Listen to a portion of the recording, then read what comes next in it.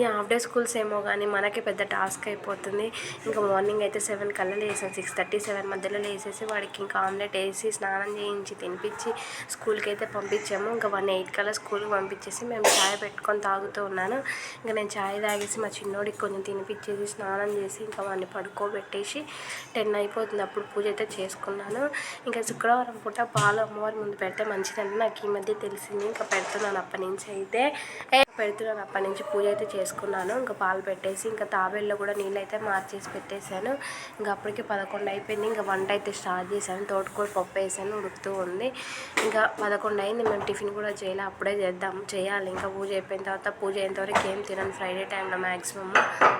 ఇంకా ఈరోజు లంచ్లోకి అయితే అన్నం, పప్పు, తోటకూర పప్పు, కొంచెం కట్టు తీసి మా వాడికి కారం వేయకుండా చారు అయితే చేశాను. కొంచెం చారు, కొంచెం పచ్చడి అయితే చేశాను. ఇదండి ఇవాళ బ్లాగ్. వీడియో నచ్చితే ప్లీజ్ సబ్స్క్రైబ్ చేసుకొని లైక్ చేయండి.